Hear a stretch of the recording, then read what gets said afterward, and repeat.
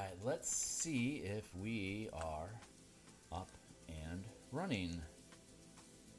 Looks like it should be up and running. Cool. So let's jump over to the chat here to make sure that the video is live and we're making noise. I'm going to do some social media postings and then we'll get to work. Video is live. So give me a hot moment here. Well, yeah, it sounds like I'm out there. Good.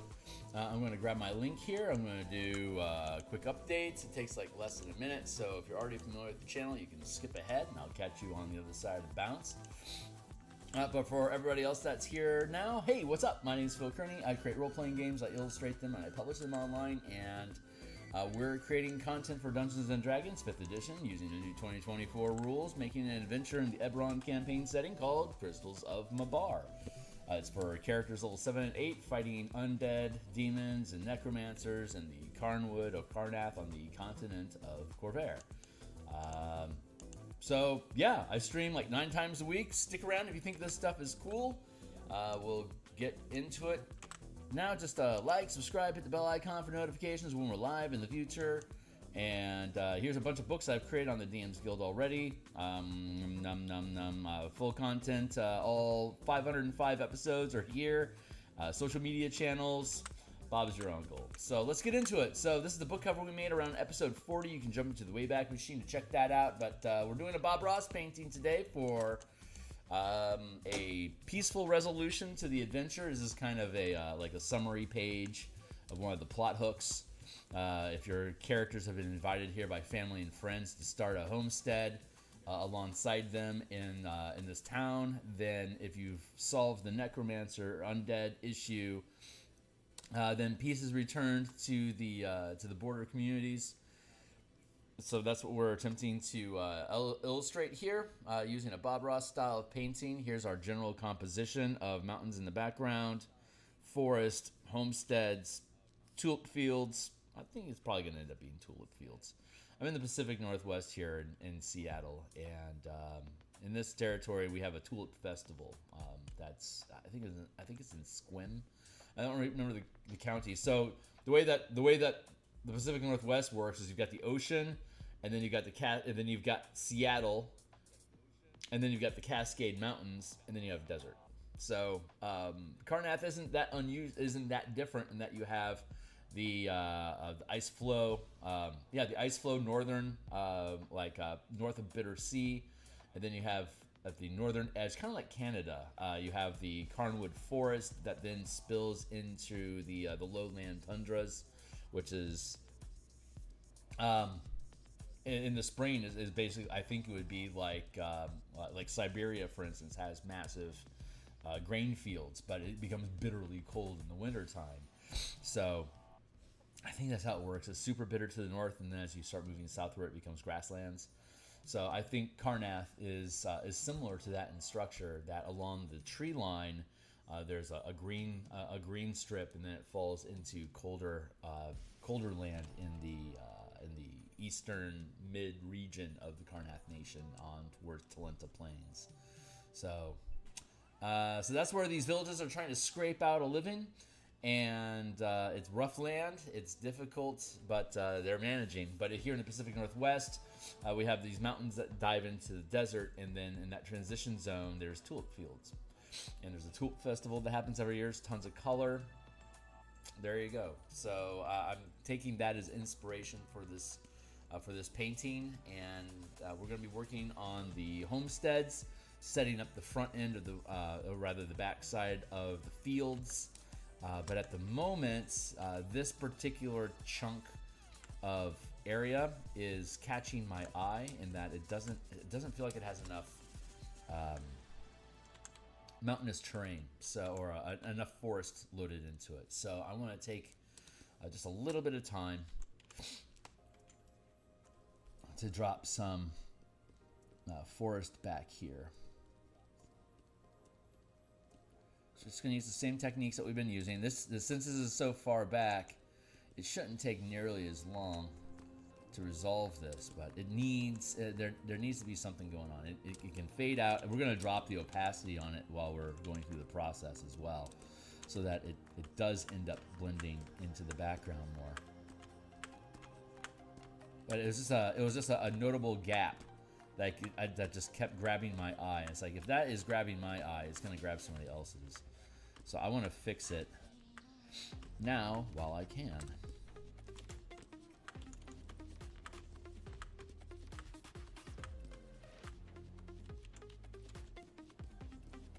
Dust across here. Hey, what's going on, Ralph? Dude, life is pretty good. You know, just doing the painting. That's what we do here. It's good to see you, my guy.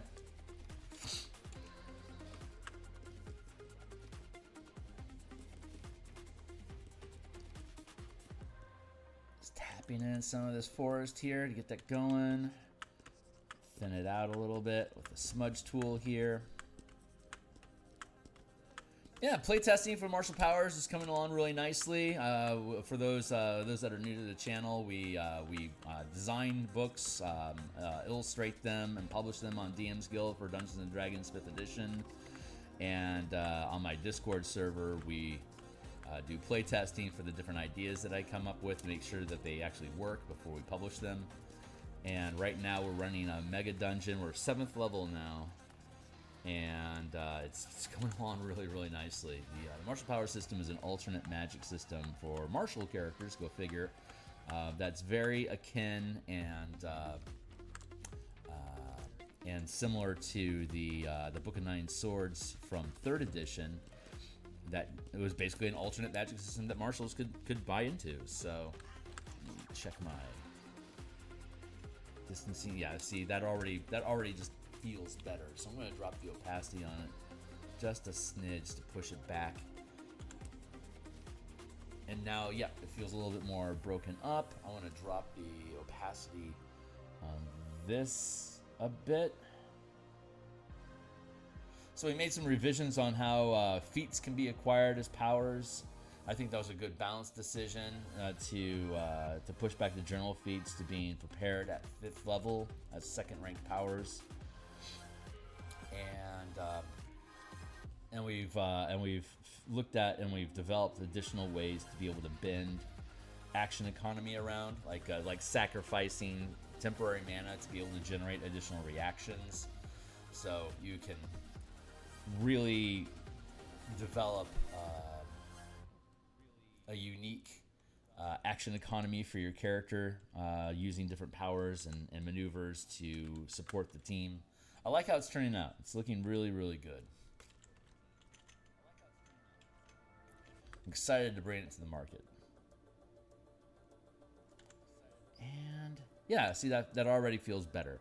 There's less of a break in here. So that's all I really think I needed to do with the terrain. I'm gonna drop that down there.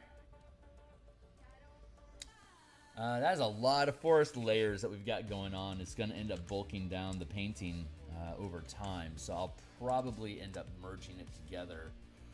You know what? While we're back here, I think I need to work this back end here as well. Let's just dot some stuff in here like that. Grab our tool and our smudge brush here, and again pulling at these. But yeah, we've almost completed our current current updates for the power system for the current playtesting. So we're working our way through the Unearthed Arcana content that was released for the Arcane subclasses, as well as the Forgotten Realms subclasses from about 3 weeks ago.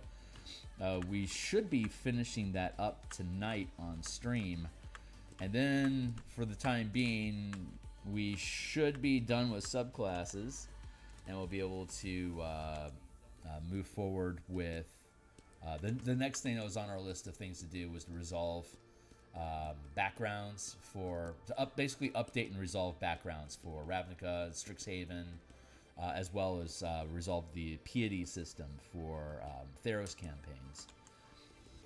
And we should be just about back at a place where we can mess around with that. So tonight, I stream Mondays and Thursday nights and Tuesday and Friday lunches, as well as doing artwork like this Monday through Friday in the morning.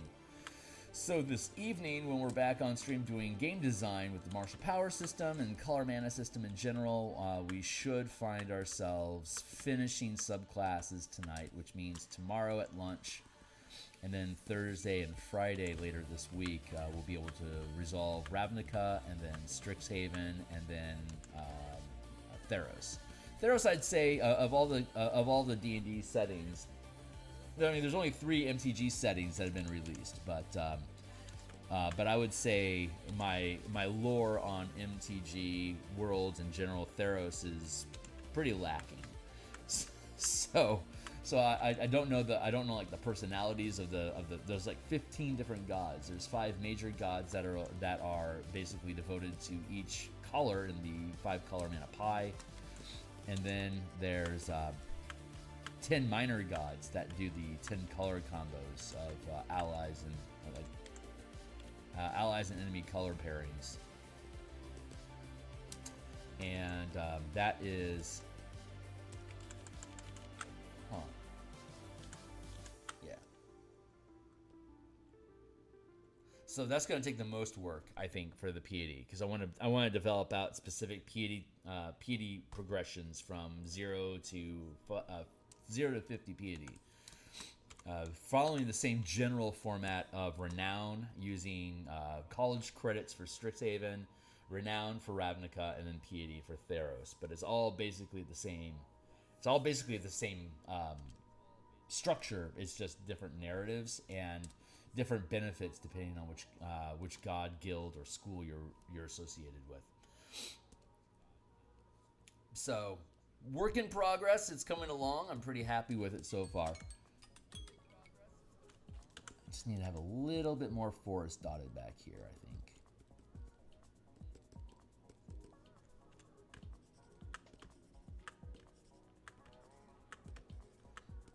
We'll drop the opacity on that really far.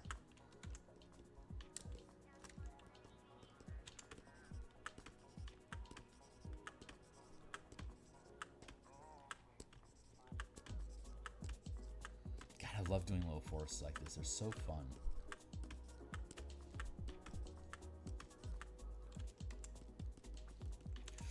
My muse that feeds me inspiration through my dreams and heart.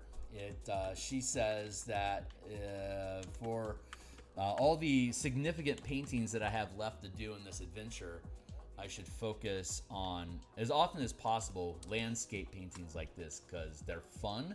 They don't take any. They don't fatigue me. Finishing one just inspires me to do another one. And right now, as I'm pushing through the finishing this, as I'm going through the process of actually finishing this adventure,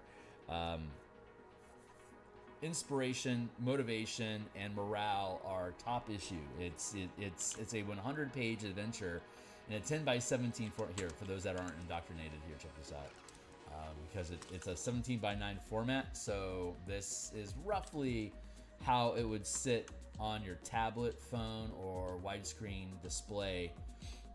It's a 12-point font text. It's really easy. Obviously, the painting's bleeding into the text here, which will mask over with a rudimentary frame so that the text is still visible. But I like to have the painting spill across into the text, and then have it framed out so that the composition is complete. So I can extract the composition from the actual page that's dropped into separately. It's its own thing. Like make this stock art or something if I want to when I finish with it. Should end up being a decent piece. But this is how it looks. It's 3-column format. It's a 17 inches wide, 10 inches tall. So it's a pretty significant, I mean, it's a legal sheet, like legal size document sheet on the landscape format. So it's literally this big of a page.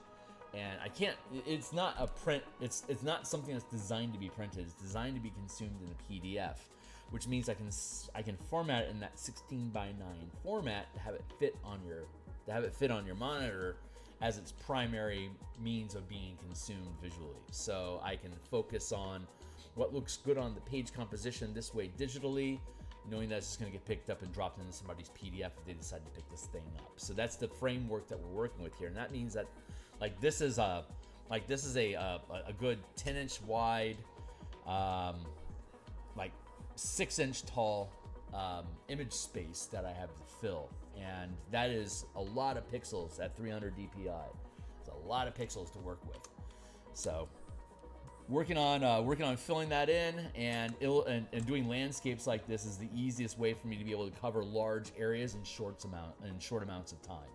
So anywhere I've got large gaps like this is probably one of the biggest spaces that's open in the entire document.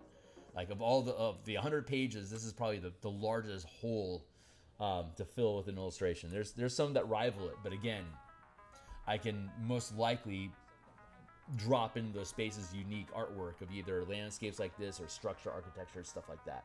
So it should look really, really cool. Hey, what's up? I remember you said you play tested in your home group. Doesn't look good for at home play. If you're talking about this, most I use. I don't understand. I don't understand that statement. If you want to clarify what you mean there, I would happily like to continue hearing what you have to say. But yeah, it's intended for tablet or phone use or monitor. I use a large 32-inch monitor, but in physical space, it's not unusual to have a tablet sitting behind the DM screen instead of a bunch of books to flip open. So this is trying to provide a lot of information in a condensed space using a digital tablet device. Though opinions may vary. Let's go into here and let's go find. Okay, so we're building these homesteads. So we got a. Sorry, there's opacity issues here. Push that there. You know?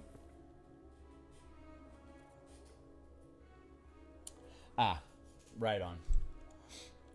Fair enough. Yeah, computer. I use a computer monitor.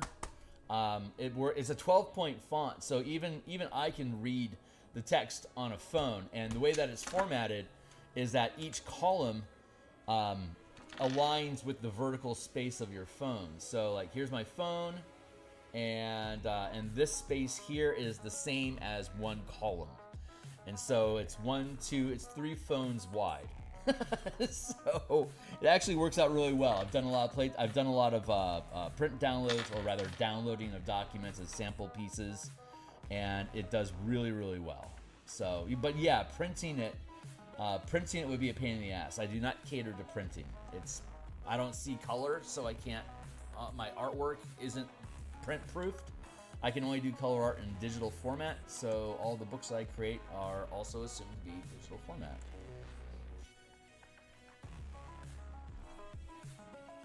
I'm going to do this. I'm going to free transform. I'm going to skew.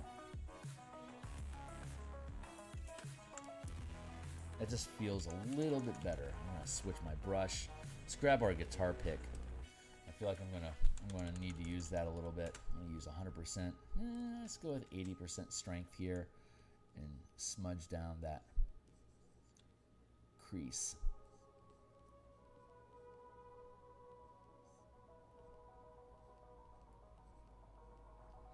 There. All right, so we have the basic frame of what these buildings look like.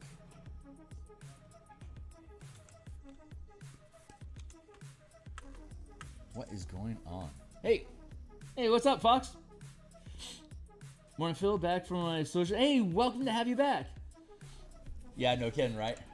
Yep. So here you go. Consume it. Really nice on the page.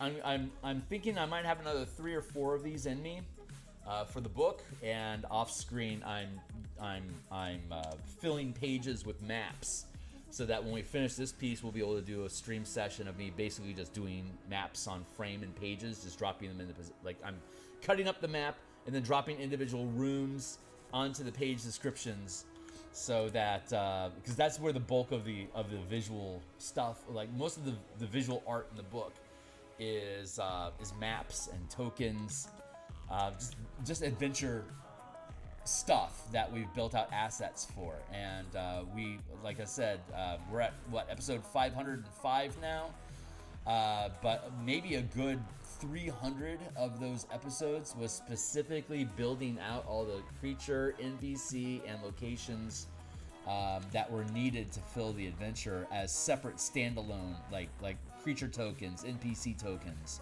standalone art pieces that can get dropped into a VTT to be able to push the tokens around. That's where a bulk of all these stream episodes came from. And now that we have all those assets, we have the adventure sitting and page layouts looking like I want it to look. It's just a matter of plugging all the gaps in with the maps and the NPC and the creature tokens to flesh out the vast majority of art inside the book. But then we have all these stray pieces. Like, I don't have a map, creature, or NPC token to fill that space. So that's where these little spot illustrations are coming from.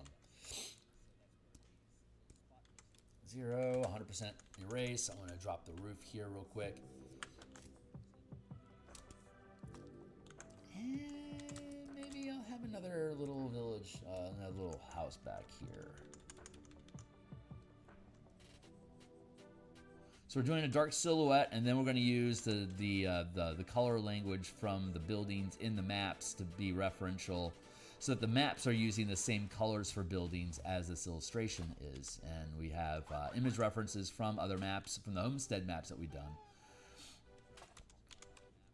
Once I complete these little snidges here, we'll start doing highlights and different texturing for these buildings.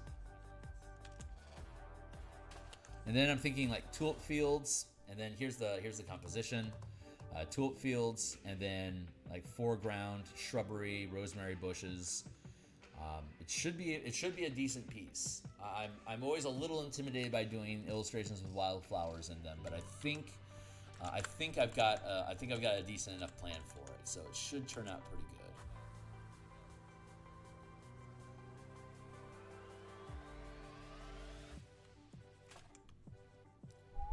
What's up? Hey, what's up, Steve?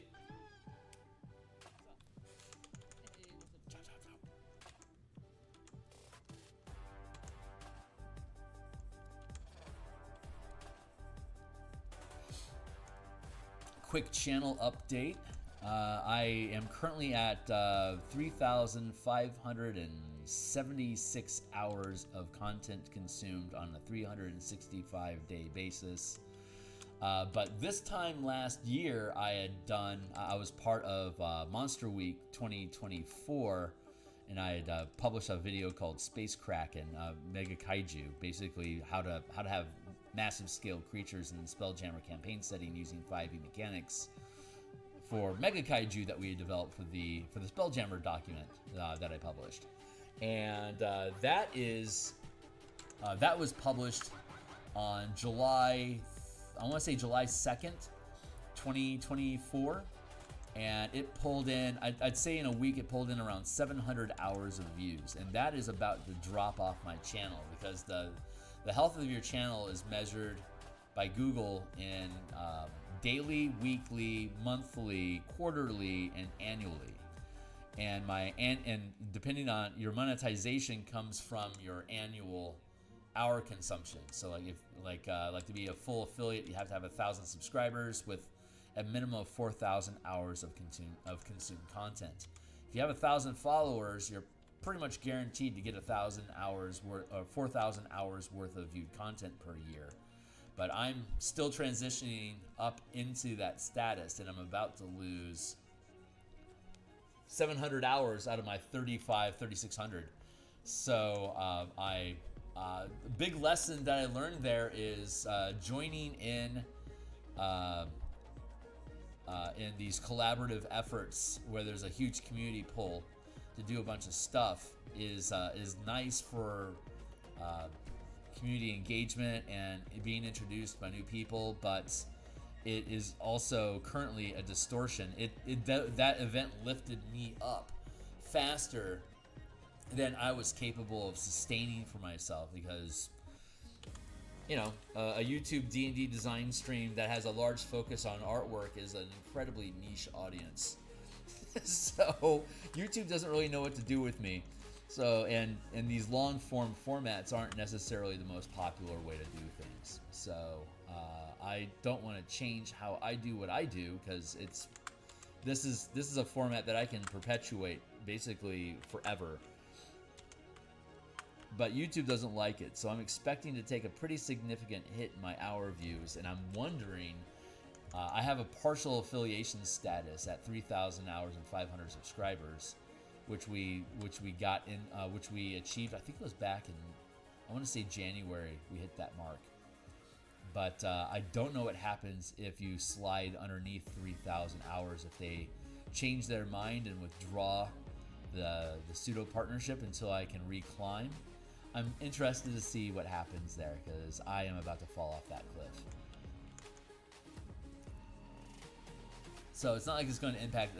None of this is actually impacting the channel at all. This is just me crying about my YouTube channel, which isn't really crying. It's the whole point of me doing it this way is because I want to be able to, like, this is seriously, this is I've been doing this for like 3 years. I can sustain this model perpetually, whether or not I have people that are buying into it or not. It's my opinion that's been fed to me by my muse that eventually this style of art stream or just community engagement is going to become a more popular model. So if I just keep doing what I'm doing, eventually YouTube is going to agree, yeah, that's a good way of doing stuff, and it'll start promoting me differently.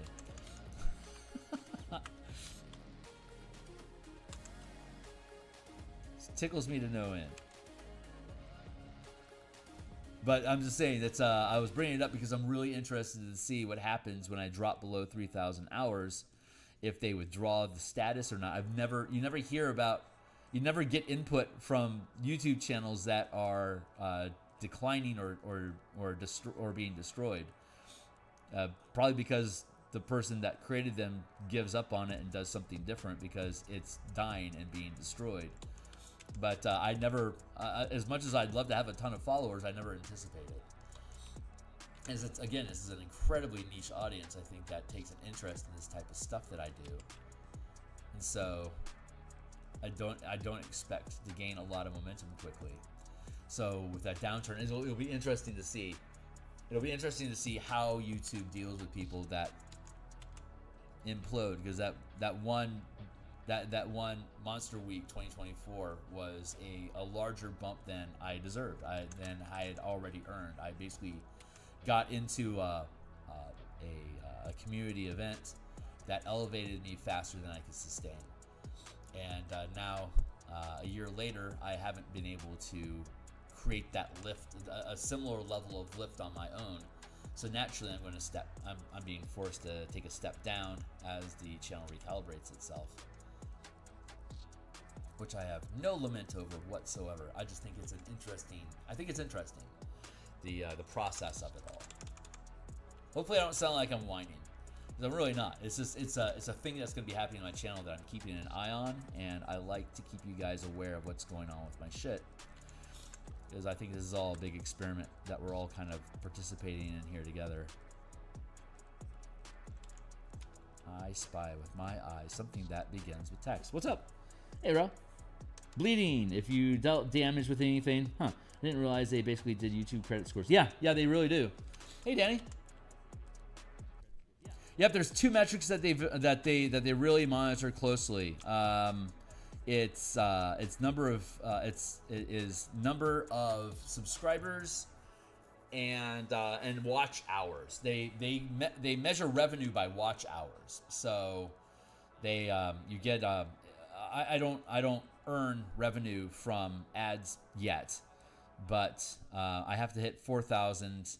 I have to hit 4,000 hours of consumed content and 1,000 subscribers for me to get paid for ads. And when I do, like the CPM, like cost per thousand, CPM as in CPMIL mil, which is I think Greek for 1,000.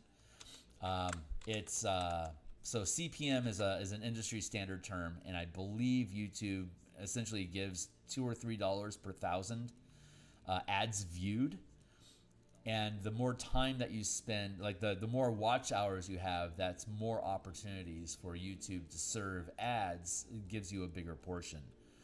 And that revenue is minuscule and is not important to me or the channel. I basically use my YouTube channel as basically marketing content for whatever book it is that I'm currently working on. It's like, hey, I'm going to publish this book eventually. Let me ramble about it for 500 plus hours. And folks that stick around, when it publishes, maybe they'll look at it, maybe they won't. That's But it's going to have 100% free preview on the DMsGuild when I do publish it. Obviously, I'll have it linked down below like all the other books that I've done. House. I need another one over here.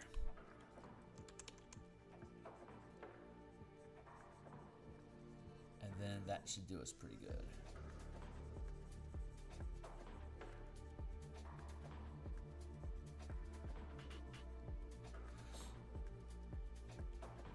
This is probably denser. The population is probably sparse enough that you wouldn't have, like realistically, you'd only have one homestead in this frame, but I wanted to have a couple different houses as an indication of growing population.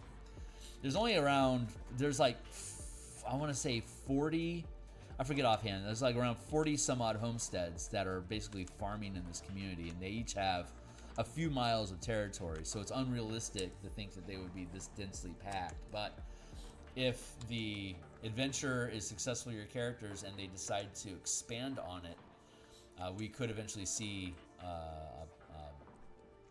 building density reach this point. This is in the future after the adventure, with the promise of growth in the community, versus where it's at right now, where it's sparse, isolated, and scary. One of the optional encounters, or not even really side quests, but one of the tangents that the characters can take in the adventure is going and investigating different homesteads. And yeah, that's right. Yeah, there was 40 of them, and 8 of them had been abandoned already. And then you can randomly roll how many other homesteads have been abandoned since the characters arrive and start investigating. And so when they get to a homestead, you can roll basically a D6. I think it's a D20, and it weighs the more homes that have been abandoned and people fled, the more likely it is to see more homes abandoned and fled. So if you're pacing it over a number of days, running the adventure, investigating stuff in the woods, and coming back to the village as your safe spot for you to take your long rest before you venture out again. Every day there's a chance that another home will be abandoned, and so your characters, if your characters care about that, you can notice that the trust in the community of this place being safe is eroding quickly. It took a number of weeks just for your characters to become you're deputized to investigate this place. And it's basically been a month since they first started complaining about problems. And by the time your characters get there, some of these people are really freaking manic. And one of the options is that your characters get there too late, and undead have attacked the village, and the whole downtown, quote unquote downtown, the main strip of the community is dead, and everyone has died, and only homesteads are left, and they're fleeing. So if you want to have less people to deal with in your adventure and have it set up more like a Nightmare Apocalypse sort of scenario, you can just have everyone be dead already, and we provide you with maps and information about what happens if they're all dead. How does your characters get information about what's going on? So we provide you alternate means of getting clues other than just talking to people, which is, I think, fun. Hey, what's up? I think I'm skipping stuff. Any idea who you would get advertised to if YT started doing it? No, it doesn't really work like that. It just feeds. I think you're thinking about like sponsorships. Sponsorships is when an individual has a company give them money to talk about their shit on your channel. While YouTube, it just serves up videos based on the demographic of whoever you are. Like the videos I see here on my channel are going to be completely different from yours. I see things for like Washington State car insurance. I see advocacy ads, like Columbia Riverkeeper is an advocacy group that pops up as advertising that's trying to do a commission, get like a petition signed to protect salmon fishing rights and water quality in the dams inside Washington State. It's like all the YouTube feeds ads, whatever it is that they think is appropriate for you. And it's all based on territory, age demographics, browser history, YouTube watch history.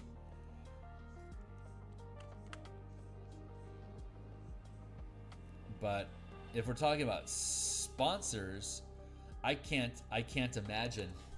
I can't imagine what sponsor would be interested in having me sponsor their shit. I have absolutely no idea what that would be. Okay, so these are very rudimentary buildings. 1, 2, 3, 4. I think that's all that I need. So let's continue. Let's go to our reference and start grabbing stuff. So let's grab this as a as our base. Actually, here. That's what I want for our base tiling. Drop the reference there.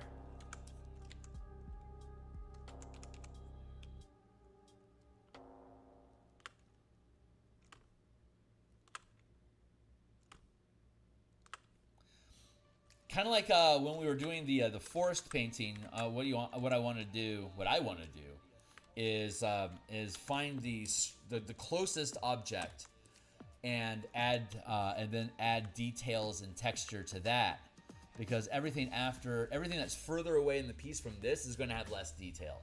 So this is the most detail that I need to have in any of these buildings. So I want to start here, and then we'll work our way further away from the camera.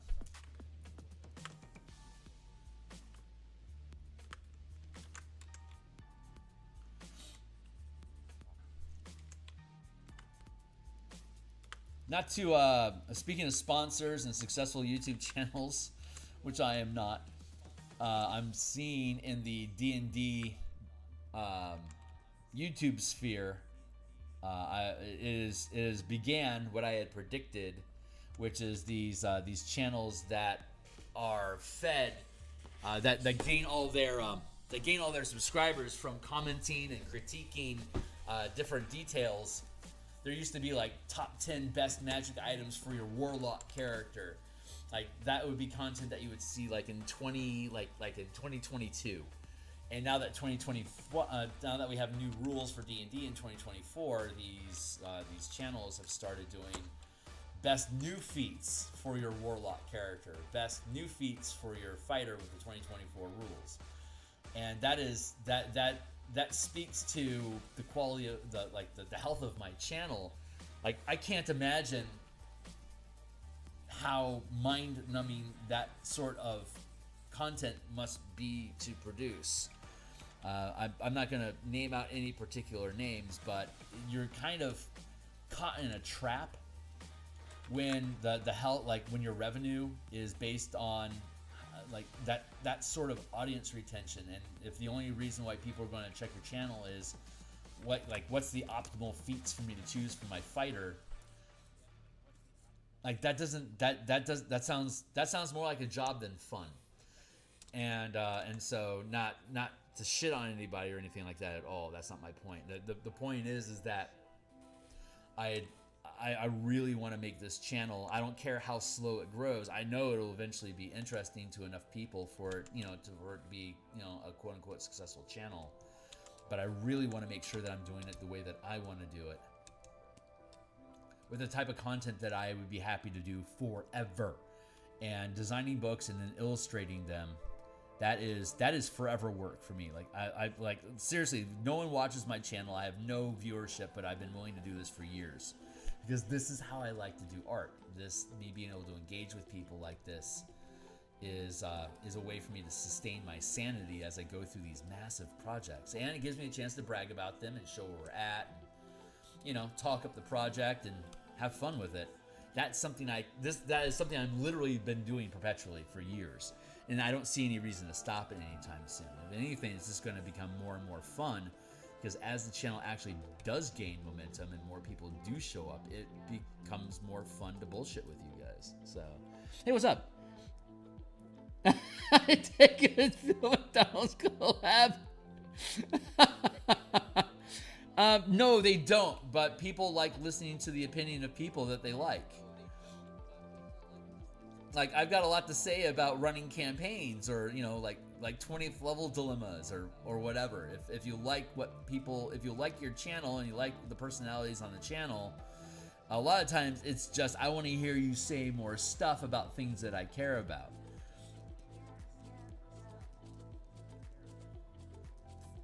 I love this texturing process. See, I'm using my mountain chisel in a downward angle like this, so you can see like the front tip has the large hook on the front of it, so that pulls, but then the rest of the back end of it is thin, so you've got this L shape that I'm dragging across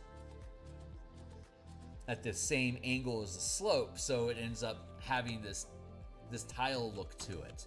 It's really, really fun to do that. I'm using 40% strength, so it's decent at pulling. Yeah, I need a small brush. There we go.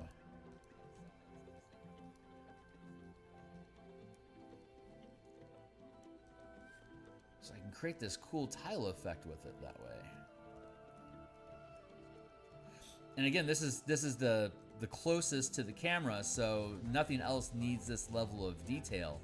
So when I go back through and I just do some basic tiling in the further back buildings, your eye is going to pick up this information and transpose it onto the other structures for me. Your eye will do the work for me. So further back here.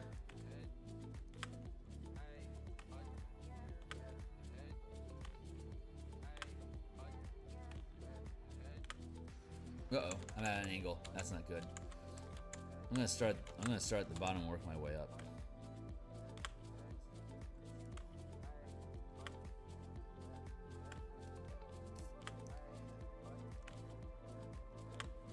That's why I've been cautious about dedicating time on camera to doing, you know, DM advice videos. Like look at Matt Colville. How often does he do those anymore? He did a great series of how to run a game. He did like maybe 40 videos that just absolutely crushed. He was right place, right time with the right ideas. It was perfect, but he doesn't really do those anymore. He's basically said everything he needs to say. What else is he gonna say? Well, he doesn't have anything else to say about that, so now he's gonna make his own game, and he's gonna talk about that instead. Like he has to shift. That's not me disparaging him. That is me observing the limitations of providing that sort of content. There's no end to. I guess I could get into that stuff.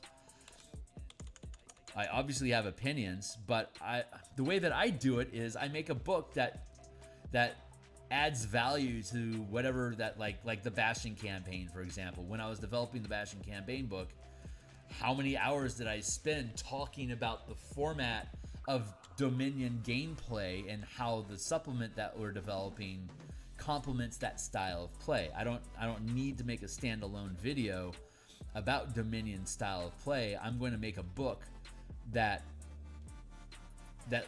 encourages and builds that sort of game for the DM. And once that book publishes, then I can break the book apart into individual chunks and talk about each idea inside of the book separately, and then that becomes the content. But it's using it in a practical, demonstrative style that you can actually like grip. Like how many? I've got like 12, 14 episodes of prefabricated, like prepared video footage about different aspects of the Spelljammer book that I published. Like, you know, in atmosphere flight, or like how do you deal with siege weapons versus creatures? How do mega kaijus work? These are all different ideas that are good conversation topics. But I like to create an actual supplement that answers those questions. And so if I'm going to do like an organized video, it's going to be talking about a specific aspect of those books. Like, this is a problem that people have.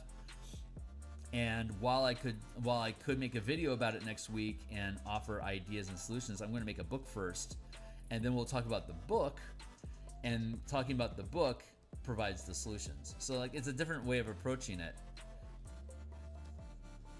But I can talk about these different concepts, like different mechanics and different campaign formats. I can talk about that while we're actually building the book and doing all the artwork for it and stuff. So by the time I actually get around, if the book is finished and actually publishing, like making those videos, like those walkthrough videos talking about different points of interest, I've already talked to everybody about it for God knows how many hours. So I basically practiced script for that system for 500 hours. So now it's time to make a video. I can just pluck something from past memories. Like, oh yeah, I was talking about this. That was a lot of fun. I'll talk about that. So it's a little bit different. You know, it's different from the top 10 feat choices for Warlock. Well, how about I just make a book of Warlocks and then talk about how you can make different characters and how those things can build out. So like that's anyway. I feel like I'm falling into a self-aggrandizing space, and I don't want to sit there for too long. Modesty must be retained. But the point is that even though this channel isn't exploding in growth, the stuff that I do on this channel, I would happily do forever. And one of the largest complaints that I hear in the YouTube creator space is, God, this material is, you know, kind of, what's the word I'm looking for? Reductive. I don't want to fall in that space. I don't want to have to be dependent. I don't want to make this channel I don't want this channel to be my income. I don't want to live off of this channel. I don't want to be in fear of the algorithms splashing out on me, and then there goes my rent. How am I going to afford food now? The algorithms don't like me anymore. That is a nightmare scenario I do not want to ever walk into.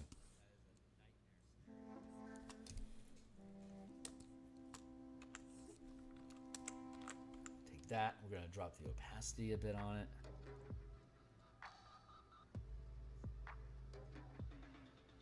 Apparently we're talking business today with Phil. Cheers.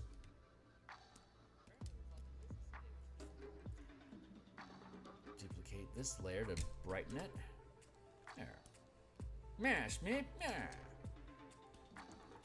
looks really good. We're gonna merge that down. Quick, get me off of this subject. I'd like to hear what you have to say about DMing through your deaf right. His duty is over. Yeah, he did his job. Yeah, absolutely. He got to where he needed to be, and now he can move on to other things. That's actually a really smart way to do it. You see a lot of streamers that they'll start off with like opinions and lists and stuff like that, and then they start releasing books. I don't necessarily trust a YouTube content creator to be able to make a good book unless that YouTube content creator makes books.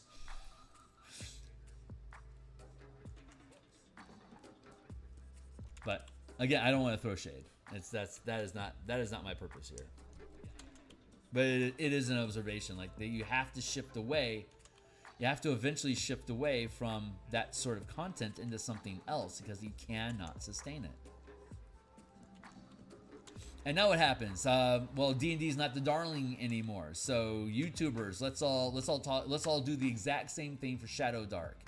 Let's all do the exact same thing for Daggerheart. Let's all do the exact same thing for Draw Steel. What's the best 5 cards to use in Daggerheart if you want to make an assassin? What's the best 5 powered by the apocalypse ideas you can insert into your Daggerheart game today? Like it's the same stuff from D&D. It's the same format, but now it's for the next game that people want to promote because they ran out of stuff to promote about D&D. It's not that D&D isn't a good game. It's that they're burning out of content to do, and you can use controversy like Wizards. I mean, Wizards is a horrible company. I will give you that. It's just convenient that that the drama of D&D of Wizards not being a good company happens to coincide with people running out of shit to say about D&D. I'm not a conspiracy theorist, but I certainly can appreciate a good conspiracy. And I don't think it's a conspiracy. I just think it's awfully. It's just a convenience of time. It just happens that those things occurred pretty much at the same time. I find that interesting. But what a hell. Oh, great. Now I get to do 1,000 videos about fucking Daggerheart. Hard pass.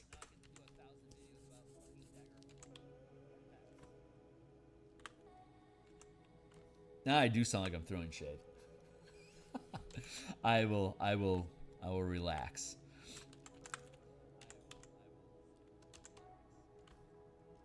I can feel my muse throwing red flags at me and like, dude, calm down. I'm like, okay.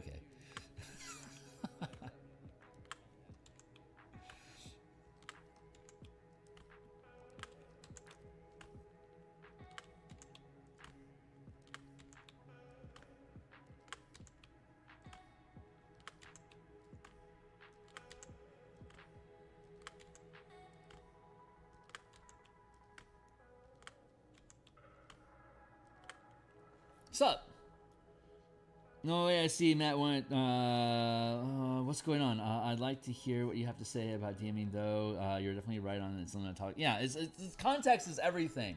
I can talk, like, I've spent dozens of hours talking about like the progression of a campaign from level 1 to 20 and the changing roles of the characters and how the players naturally start taking control of the campaign, of calling, quote unquote, calling the shots as they get to like around level 12, 13, that they're now powerful enough to basically do whatever they want. So what do you want to do?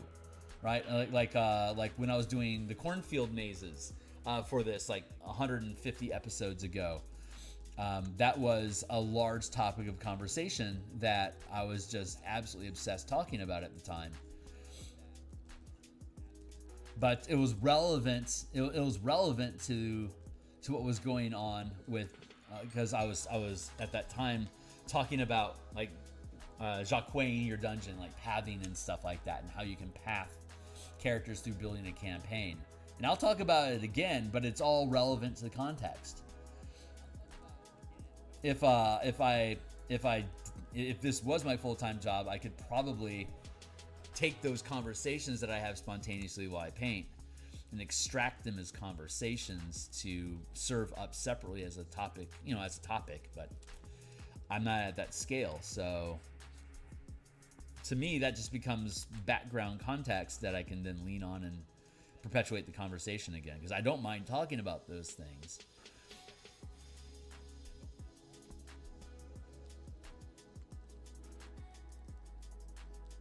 And as new audience joins the channel and has interest in those topics, I have an opportunity to revisit those ideas, and it's ruminated for a few months since I talked about it. So it's like, yeah, I could probably talk to that point again. Like, insert topic here. Obviously, I have opinions about everything involving D&D, gaming, running games, playing games, blah blah blah. It's just a matter of is it relevant? Is it relevant to what's going on right now? Or is anyone specifically asking me?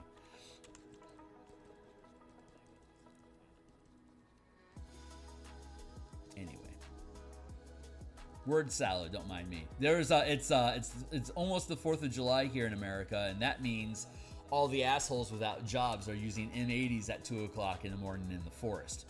Thank you for blowing up explosives in the forest near my home. I greatly appreciate your endeavors.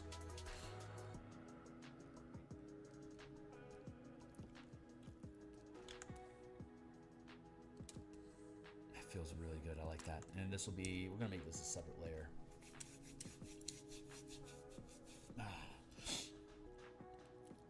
Aren't all companies horrible though? Yeah, hell yeah.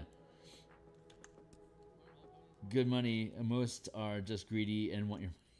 Well, yeah. The primary drive of a corporation, you build a company to make money. If there's a more noble cause behind it than that, good for you. Like newspapers, for instance. Newspapers are businesses. Their job is to make money. Hold on real quick. Free transform. And then skew.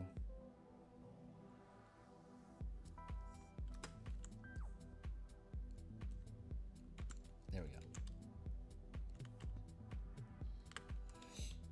But a good newspaper is a community watchdog. They're telling you what's going on in your community, what problems are cropping up, how it's being resolved. Get your opinion, what's important, blah, blah, blah. Like, that's, like, sure, the newspaper's trying to earn money, but it's trying to do so by providing you with something that's worth a damn.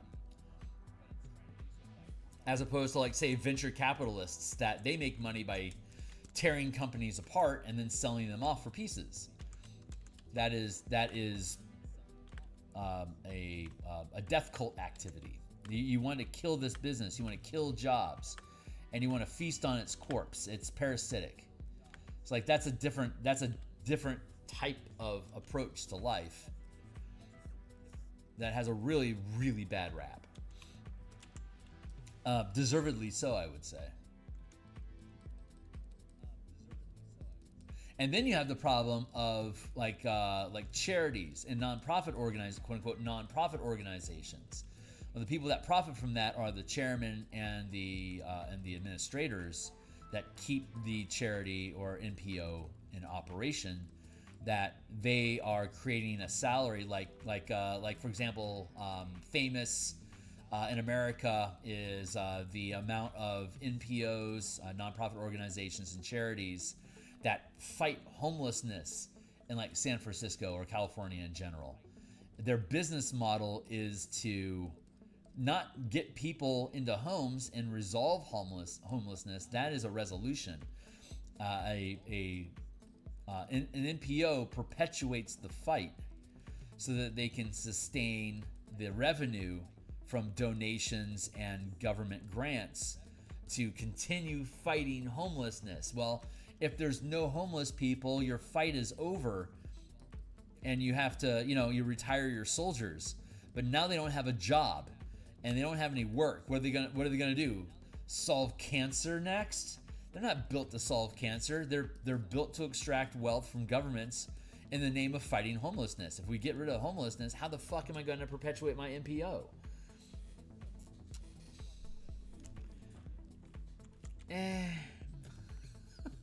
I don't know. If we solve hunger, how am I going to make any money fighting hunger?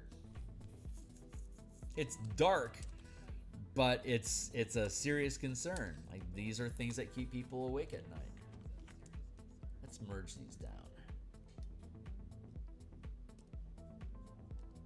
How am I going to keep making money if the way I make if the organization solves the problem? Better continue having a problem. It's the only way. It's the only sensible answer, isn't it? It's the only logical answer. I'm going to grab this color here.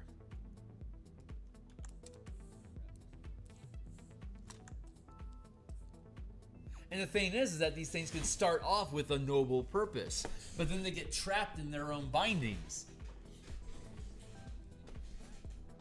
I don't get the whole companies are evil. Yeah, it's enshittification is the problem. It's when the profit motives or like the intent of the company, when it goes askew and loses sight of its purpose. Like with these NPOs. If you're supposed to be fighting homelessness, is it a victory for you to get rid of homelessness, or is it a victory to keep homelessness active so you can continue generating income for all the people that are fighting? Are you actually helping homeless people, or aren't you? Can you convert your model to keep people from being homeless? Is that a way that you can perpetuate some sort of profits for yourself? Yeah, companies is just a structure. It's a mode of interacting with the community with products and goods and services. Unto itself, it is not evil. It's the people that are running them and what are their motives that determines whether or not is it acting evil or not. Thank you, Alarm. But yeah, companies are a great machine. If you're providing a service that people appreciate, then getting revenue from it so that you can afford to do it, like if this was my full-time job, I could stream for more than 2 hours in the morning. I could have a 4-hour morning shift, drop off screen, do like 6 hours of game design, jump online with you guys in the afternoon. It's like, hey, here's where we're at. Let's keep going. That would be a dream life, but it has to be something that I can sustain for myself. And, building a business out of that, making a company from it might be a good idea eventually. But the purpose there would be to make cool books. That's a That's a pretty that's a very benign goal, a non-threatening, non-dangerous goal. That if people are interested in the hobby and are having fun, then you are adding value to people's lives. There's nothing wrong with that. If I were to start taking that and bending it in another direction, I don't know, suppressing other books, suppressing other role-playing games so that I can continue to dominate the market with the stuff that I make. Now we're starting to talk about evil. Like, you are exercising your power in suppressing other ideas and other options so that you're not the winner, you're just the only person that's allowed to compete. So you can, if you're the only person that's in the 100-mile dash, no, 100 miles dash, like a 100-meter dash, right? And you've somehow been able to disqualify all the other runners. Are you adding value to the sport? No, you're eliminating the ability to engage with it. That's like the opposite. That's when I think that's when evil practices come into effect, and I suspect that's what most people think. Stuff like that when they say that corporations are evil. But the corporations, they're just implementing the most efficient strategy of maintaining market share and growing profits that they can find.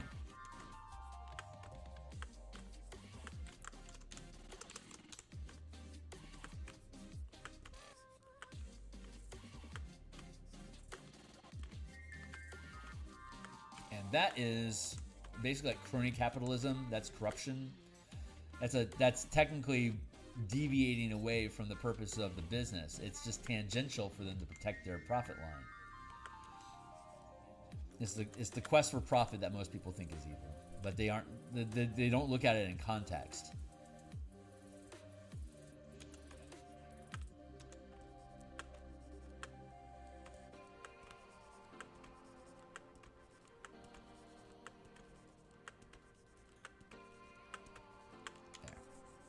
Down and we can shave it out.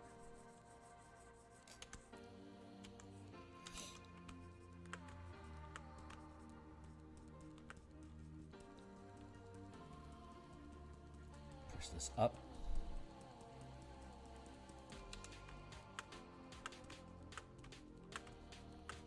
What's up? The big ones, I think, are all run by greedy people. Well, if you have a company that has billions of dollars on the books, you have to have a psychopath running it, because they have to be able to make decisions that are disconnected from emotional appeal. Like if you're beholden to, and we're mostly now, what you're talking about mostly is like publicly traded companies, which is different from privately owned companies. Privately owned companies can make decisions that are emotional and supportive of, say, an ideal.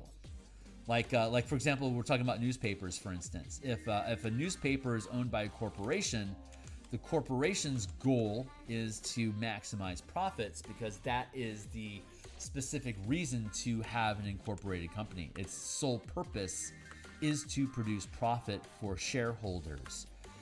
That is its guiding light. Whatever I do, it has to maximize profits.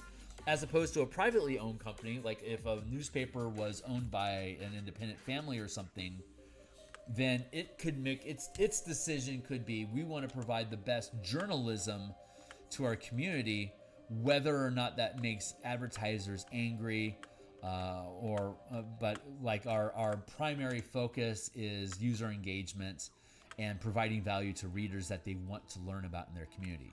Like, that is a different goal because it's a different structure of business. If an incorporated newspaper company were to strike a stance of, I don't care how many advertisers it costs us, I want to tell the truth about, I don't know, cat urine creating brain worms or whatever. And the board of directors that oversee profit lines for the company are like, are you fucking crazy? This is destroying our business model. You're destroying our profits.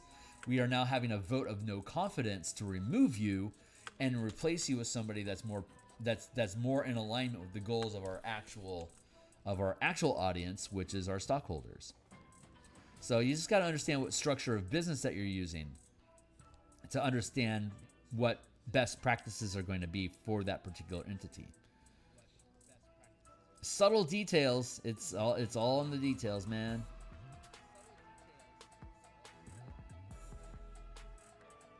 So when a company gets too big and it becomes strong enough to be able to affect local or national politics, that's when you start seeing cronyism and raising the ladder up to prevent competitors from rising to compete against you. For you to maintain your profits, destroying competition is often the best solution, or potentially the easiest solution, or the most efficient, whatever. Because innovation is hard. It's costly, and it doesn't guarantee results. Like video games, very risk averse. Large studios can't really afford to experiment. Small independent companies, small little indie studios, one man operations can afford to go as deep into theoretical content and make experimental stuff that could pay off, could be super cool, could completely crash and burn. It's basically your hobby. That's the space that I'm in. You know, I'm not WotC. I don't have to, I'm not the 800-pound gorilla that's holding up how the D&D game engine is operating right now. I can afford to be bold and have, you know, creative design elements and build stuff that only like 0.01% of the population gives a shit about, because I'm not a billion-dollar corporation. Neither is WotC, but Hasbro is. And they own WotC, so the decisions that WotC has to make is mostly guided by Papa Hasbro. Whether that's good for the hobby or not, debatable. But like TSR got driven out of business because they spent so much money on niche products that they basically fractured their own base, and none of these setting ideas, although they're amazing, are profitable unto themselves because they divided so much of the dollar between so many different ideas and campaign concepts that none of them could be profitable unto themselves. That is a big fucking problem. And it looks like Wizards has learned from that. I mean, they were basically like, they were churning out a ton of books for 4E, a ton of books for 3.5, 3E. And it feels like they didn't learn, but have since learned through basically massive profits. Like they have so much money they could afford to repeat that mistake and still survive it. TSR did not have such a huge profit line that they could survive the experiment of Birthright, Spelljammer, Planescape, Lancashire, Al-Qadim, Forgotten Realms, Greyhawk, Hollow Earth. All these things having books being put out parallel to each other. Like if I'm playing Al-Qadim, I am not thinking about, maybe I'm thinking about Dark Sun. I can see those two things bending together, but I'm probably not thinking about Birthright. So like all those there's like dozens and dozens of Birthright books, and I haven't read any of them because I don't care about Birthright. It's like, that's a problem. And TSR did not have enough revenue to survive that stumble, but Wizards does, because I mean, basically D&D is like a side project. All the real money for WotC comes from Magic the Gathering, and I guess until recently Pokemon. Like, you know, luxury cardboard. That's where they were making all their money. And this D&D thing, they just picked it up because it was a cool IP, probably going to be valuable, and a lot of the people were gamer geeks at the time. So it's like, yeah, we like D&D, we're taking it. That's awesome. Like, if I could afford it, I would have bought D&D. Hell yeah.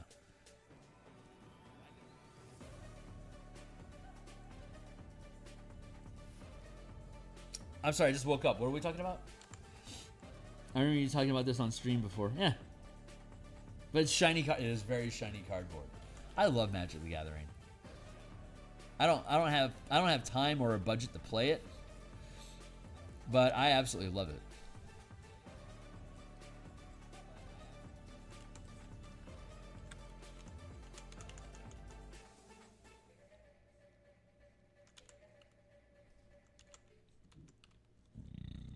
I watch. There's a like Covert Go Blue, Ash Lizzle, Legend VD. There's a couple different MTG streamers that I listen to occasionally while I'm painting off screen.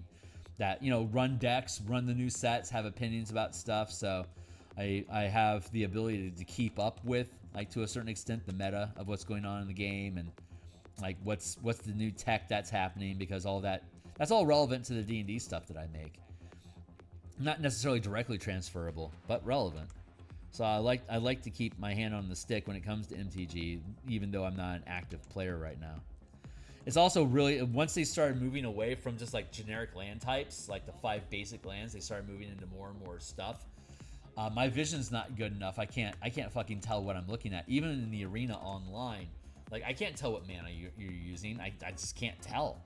It's like I have no idea what resources my enemy has. It takes way too long for me to be able to process that stuff. So I can't really engage with it I can't effectively play it. Definitely not in live games, like at the table, OTB over the board. I cannot play Magic over the board, and I'm not. And Arena is almost as bad, and I don't have time to play it anyway because I'm doing my own thing. But I love it. I love the mechanics. I love the art. I love the gameplay. I love the verisimilitude of options. It's all just fucking amazing. It's a killer game. Hey, timely timer. Where are we at on time? 7:37. I got another 20-minute block of time left. So texturing here is coming along really nicely. I am really, really pleased with how this stuff is looking. I think I want to drop the opacity a bit here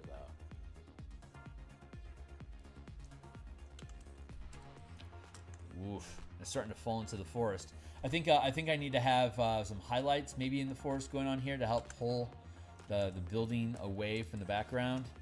It is just kind of melting into it right now. I'm not really happy about that. Hey, what's up? Hey, thanks, bro. Like, why doesn't having green all the terrain types, given that all of them are natural environments? I never got into it. I was all over Hearthstone a couple years ago. Right on.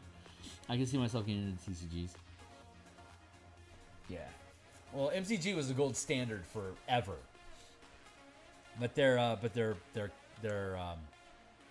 card rates, like for a piece of art, it's like $1,500. I think it's around $1,500 or $1,000 now for a piece of card art, and that's fantastic money 20 years ago. A little stagnant now. You're having more and more instances of people plagiarizing and taking shortcuts to make the card art because they're trying to make a living off of it, and the demand of quality is the same, but the timelines involved to produce it are less.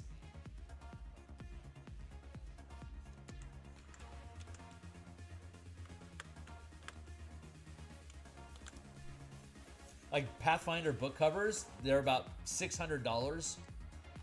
If you're commissioned to do a Pathfinder book cover, yeah, it's around $600 some odd dollars. At least it was like 2 or 3 years ago. It's like, fuck you. There's no way I'm doing a book cover for $600 for fucking Paizo. Get out of here. It's ridiculous. That is a ridiculous price to expect for cover art. Like, I'm not gonna do it.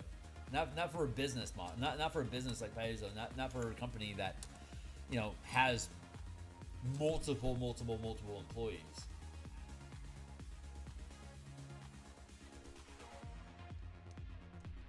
That's just too intense. Put that there. Like this. And we're gonna do it all again.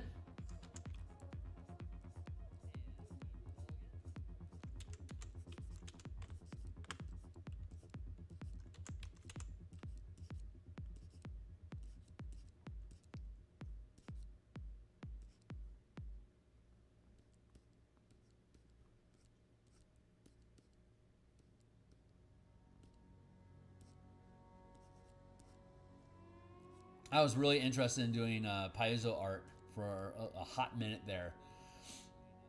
I liked all the iconic characters that they had. I thought that was a neat idea to just use the same characters in multiple illustrations. To have that common language of here's adventurers, what they're doing, blah blah blah. And I liked the direction that the company was going, but I was only iffy about. This was back like in 3.5, like before. I wasn't into 4E. I played 4E, but I've never really been a fan of it. It just didn't feel like D&D. Of all the editions, 4E is the most balanced and the least flavored. Like it just doesn't feel like D&D. That was his biggest problem. Cool role-playing game, doesn't feel like D&D at all. That was 4E's fatal flaw. So during the 4E era, I was still playing 3E, like 3.5, and the initial Pathfinder 1.0, as well as like Numenera, and yeah, that was about where the bulk of my time was spent during that early 2000, like that 2008 plus zone.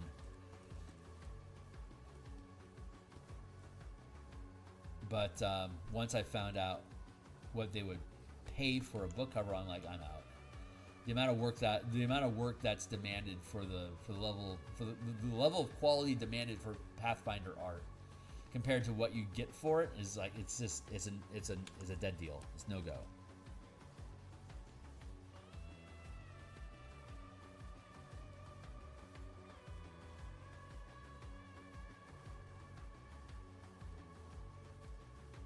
And that is initial steps about me learning about valuing my own time and making hard decisions for myself. Was not happy to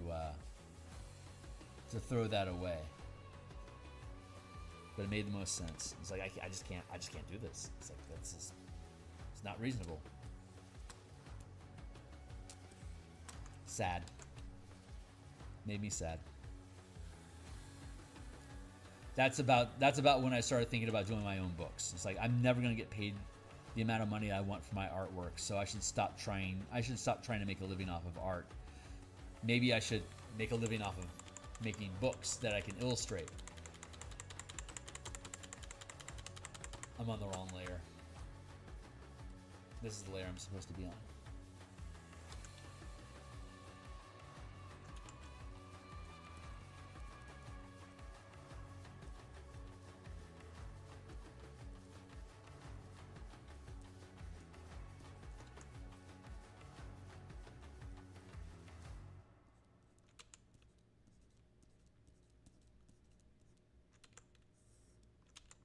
What's up?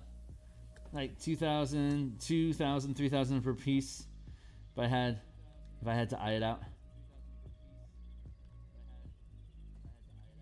No, yeah, $1,000 is not good money. If they were paying $2,000 or $3,000 per painting, I'd be really excited about potentially working with them. But I could only realistically do maybe 2, maybe 3 paintings a month, maybe 4 if it was my full-time job. But that's not. I mean, they would need, like, they need tons of artists for making like a 200 card set, 200 pieces of art. That is expensive, man. So at this point, they're lowballing you because they know if you are an MTG artist. Most artists that are MTG artists do MTG art as a side hustle. There's very few people that make a living off of doing Magic the Gathering art. They just get into it. They're like kind of like Saturday Night Live. They have a guest host. MTG art is kind of that same idea. Like, these are guest artists that are helping produce this set of art.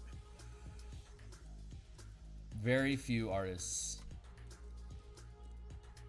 have MTG as their primary hustle because there's so many people that want, because it's a massive marketing tool for yourself. If I were to be an MTG artist, I would forever have people searching like perpetually for art that especially if it's good iconic art. It's really good art. People will look for that art forever. You will always be relevant. So as an artist, MTG is a pretty good setting. You know, if you can get the work and you're willing to sacrifice the production time to make the art, it's a good marketing decision. It's basically a loss leader as an artist. Like, I'm going to do MTG art because it's going to elevate my status as an artist. Even if it's not something I can do, I can't sustain myself with it. I can elevate my value by, you know, it looks good on a resume, you know? Like, yeah, MTG artist. Like, well, shit.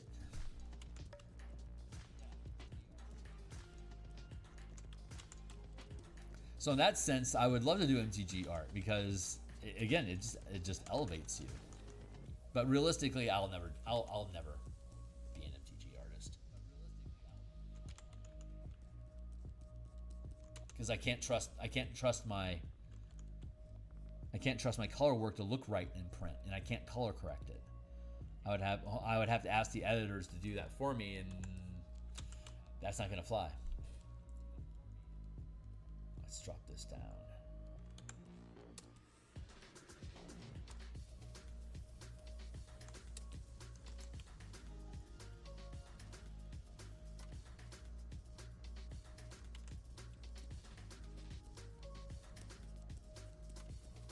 Interesting. It's interesting stuff. The industry is interesting. I like being able to view it and understand how it all works. I'm really happy for even if I don't particularly benefit from any of that stuff directly myself. It's nice being aware of it, having the perspective of being able to appreciate where I'm at with what I'm doing, knowing where the state of the industry is at. Hopefully I'm not coming across as whinging too much today. When I talk about business like this, I'm always concerned that I sound like I'm bitching or crying about something, or that's not what I'm trying to do. Just trying to offer just sort of an inside perspective on stuff. As close to being inside as I can be without actually being there. Having gone through all of those processes and done the research and had the conversations and gone through the interviews, sharing my portfolio, blah blah blah. Like, this is where I end up at. These are the conclusions I draw from that. And hopefully that's valuable, or at least interesting.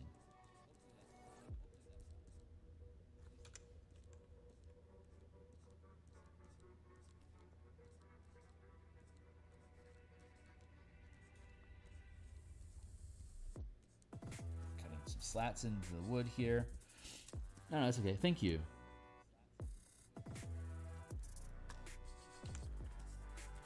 Always a concern. Just, you know, who the hell wants to listen to a whiner, you know?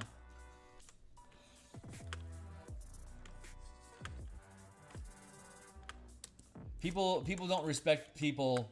If you're pointing the finger at somebody else and saying person bad, it's like maybe you're a whistleblower or maybe you're just a bitch. And I don't want to be either one. I just want to talk about things that just seems relevant, you know?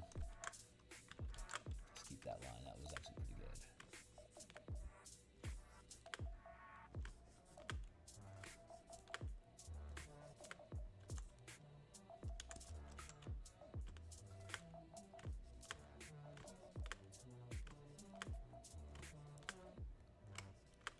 Again, this is the most detail that I need of any of the buildings, so even this is a little excessive.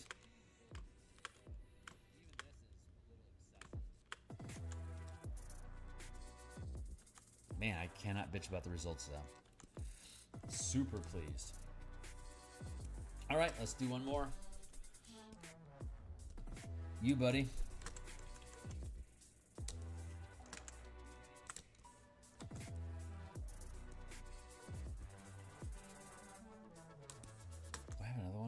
Oh yeah, there's another one.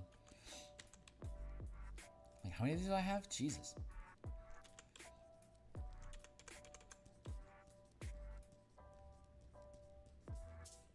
Well, this was the task. This is pretty much what I said I was going to do today. So here we are doing it.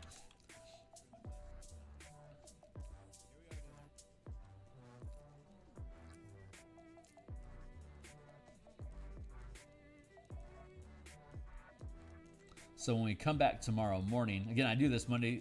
I do artwork like this Monday through Friday in the morning, and I suspect when we come back tomorrow, we'll be able to start developing the wildflower field. Again, here's our composition. So we'll have wildflower. We'll have a pathway here. It kind of meanders around structure here just to add some space. We'll have some field going back here. Which will be off screen mostly, but we'll have a pathway here that starts to meander, and then we'll have the field here that starts chewing into the midground, into foreground. Fill that in with wildflowers, and then have like rosemary bushes and stuff up here to be able to insert more dark in the foreground, more texture, more saturated bold colors. If everything goes correctly.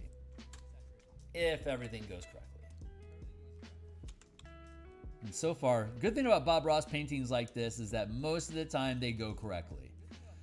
I've done enough of these that I'm pretty confident it's going to end up the way that I want it to look. Roughly. I only have like a vague idea of what it's supposed to look like. It's kind of a cloud. I don't have the ability to completely visualize an illustration and then copy what's in my mind onto the canvas. Some artists can do that. Most Piata, I forgot his name. There's a lot of artists I could do. I was thinking of one in particular. Mobius, thank you. Mobius is famous that was able to visualize entire pages in his mind to crystal clarity and then just duplicate that effect. Basically tracing from his mind the thing that he imagines. Like that is a very powerful mind, and that is not mine. I only have a vague idea of what it is that we're illustrating, and the process of production that I have basically just reveals what that thing is. Most of the time, I'm an audience member as much as you are when it comes to what am I making here. I don't see the final piece until you do. I have a vague idea of what it's supposed to be, but I don't know specifically how it's going to look until it's done. And that's honestly something that really compels me about artwork. I'm not creating something that I've imagined. I'm imagining an idea, and then seeing how does that idea end up being expressed on the page. That's the art.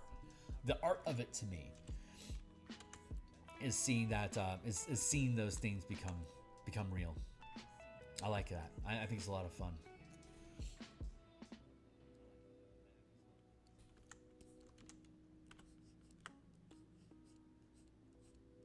Get that corner framed so it stands out a little bit.